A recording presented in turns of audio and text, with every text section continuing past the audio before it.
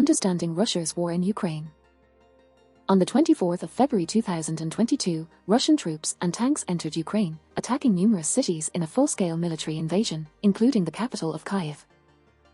This is not the first time Ukraine has fought for its freedom. It first gained independence from Imperial Russia in 1917. Since then, it has become an increasingly central player in the decades-long ideological battle between East and West. In this quick read, we'll examine why and explore the long history of tension between Russia and the democratic world. In 1917, the Russian Revolution overthrew the Tsar and created the Soviet Union, USSR. Ukraine joined as one of its first republics in 1922. Over the next 25 years, the USSR's influence expanded across Eurasia, and communist governments were installed across Eastern Europe. At the same time, the West was establishing capitalist democracies, essentially dividing Europe along ideological lines. These two spheres of influence quickly became formalized military alliances, sparking the Cold War 1947 to 1991. At the heart of NATO's founding treaty is the principle of collective defense, that an attack against one ally is considered an attack against all allies. For decades, these alliances held. But by 1991, the USSR had dissolved into 15 independent countries, including a weakened Russia. NATO, by contrast, was growing. Poland, Hungary, and the Czech Republic became members in 1999. Estonia, Latvia, Lithuania, Slovakia, Slovenia, Romania, and Bulgaria followed in 2004.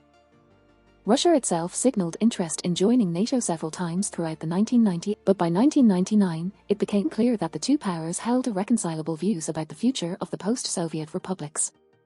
Russia's anti-West sentiments grew. And in 2005, Russian President Vladimir Putin called the breakup of the USSR the greatest geopolitical catastrophe of the century. He turned his focus to regaining Russia's influence in Eastern Europe. Ukraine and Georgia had initiated applications to join NATO. In 2008, Russia invaded Georgia on the pretext of defending South Ossetia and Abkhazia, Russian-speaking regions that wanted to declare their independence. And in 2014, after mass protests in Ukraine resulted in the exile of pro-Russian President Viktor Yanukovych, Russia invaded and annexed Ukraine's Crimean Peninsula.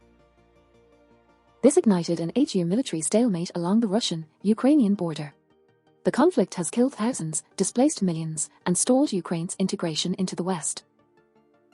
In late 2021, Russia demanded that NATO withdraw from Eastern Europe, in another attempt to weaken the expanding West. NATO refused. As both sides increased their military presence, tensions rose, culminating in Russia's war in Ukraine. It is the largest assault on a European state since World War II. For the first time, NATO has activated its response force, NRF, a multinational unit of specially trained land, air, maritime, and special operations forces. And countries worldwide have imposed harsh economic sanctions on Russia. These include the removal of certain Russian banks from the SWIFT messaging network used by international banks, travel bans, and the freezing of Russia's central bank assets. In the month since the 24th of February attacks, the United Nations has recorded hundreds of deaths, and almost 10 million Ukrainians have fled their homes. Russian leader Vladimir Putin continues to cite protection of the rights of Russian-speaking Ukrainians as a main motivation for the ongoing invasion. The main ideas.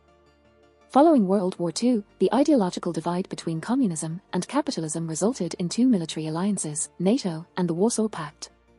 Russia invaded and annexed Ukraine's Crimean Peninsula after mass protests led to the fall of Ukraine's pro-Russian government in 2014.